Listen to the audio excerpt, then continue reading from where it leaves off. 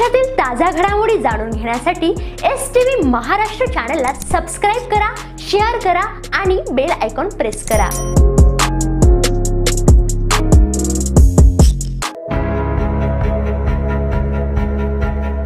ते आमचे कालपड विरोधक होते आणि आज पण तर युती करणे शक्य नाही। भाजपचे आमदारांची शिवसेनेच्या विरोधात तिखट भूमिका। आमची भूमिका सूर्यप्रकाशा एवढी स्पष्ट आहे आणि वरिष्ठांना माहीत आहे। महायुतीमध्ये राहून काँग्रेससोबत हात मिळवणी करणे पक्षाचे वरिष्ठांना चालणार आहे का? ते लोक आमचे कालही विरोधक होते, आजही विरोधक आहेत आणि त्यामुळे पुढील निवडणुका आम्ही कशा लढणार आमचं ठरलं आहे, असं सुतोवाच भाजपचे आमदार आणि माजी मंत्री डॉक्टर विजयकुमार गावित यांनी बोलताना सांगितले। शिवसेनेचे आमदार चंद्रकांत रघुवंशी हे पहिल्यापासूनच आमच्या विरोधात भूमिका घेत असतात, त्यामुळे त्यांच्यासोबत युती करणे शक्यच नाही। लोकांचे काम व्हावे, विकास व्हावा हाच आमचा उद्देश आहे, त्यामुळे विरोधकांनी जरी केलं तरी त्यांचा विकास कामाला आमचा विरोध कधीच नव्हता आणि कधीही राहणार नाही, असं डॉक्टर विजयकुमार गावित यांनी बोलताना म्हटलं आहे। हे बघा, एक गोष्ट लक्षात घ्या, ही काय सर्वेकडे राजकीय परिस्थिती तशी नसते। नेत्यांशी बोलून चालून सर्व निर्णय होतात आणि नेत्यांना कुठे काय चालू आहे याची माहिती असते। ते प्रयत्न करतात, पण सर्व इलेक्शन एकत्रित होऊ शकतील हेही सांगणं कठीण आहे, नाही होणार हे बी सांगणं कठीण आहे। पण मी सांगितले तुम्हाला माझी भूमिका, आलं लक्षात? तर कारण आमचे मागचे अनुभव चांगले नाही, ते अनुभव आम्ही पक्षश्रेष्ठींना सांगणार आणि पक्षश्रेष्ठींना माहीत आहे आम्ही सांगण्यापेक्षा, आलं लक्षात? त्याच्यामुळे जो काय होईल तो निर्णय योग्यच होईल, तुम्ही काय काळजी करू नका। राजेश पाटील साहेबांनी जेव्हा प्रेस कॉन्फरन्स घेतली तिथे विचारला गेला की स्थानिक स्वराज्य संस्थांच्या निवडणुका तुम्ही कसं घेता, त्यांनी सांगितलं की आम्ही महायुतीमध्येच घेणार।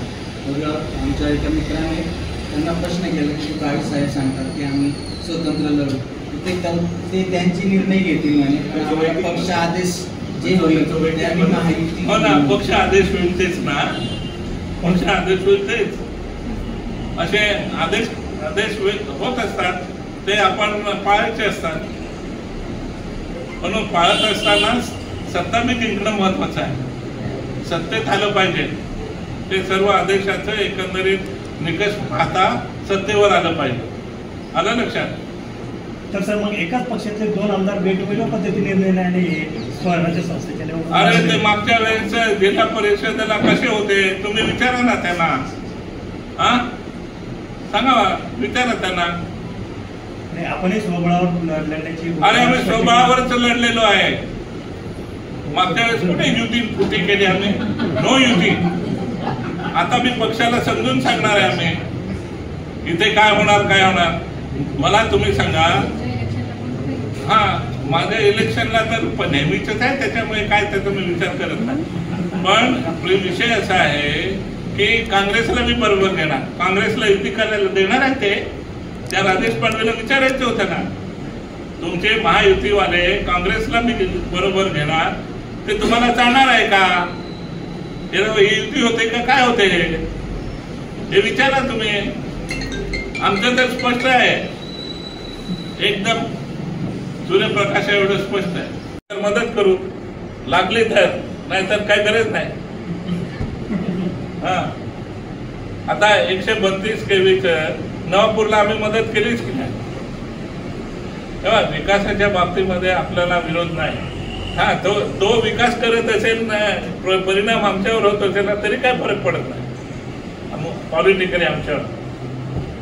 आम्ही तर डेव्हलपमेंट सर्वीकडेच करतो, यांना कधी तर दाबायचं असतं तर आतापर्यंत दाबून मोकळा झालो असतो, पण मी तो विचार करत नाही। लोकांचं बघा, लोकांचं विचार करायचा, त्या पुढाऱ्यांचा विचार करण्यात काय अर्थ नाही।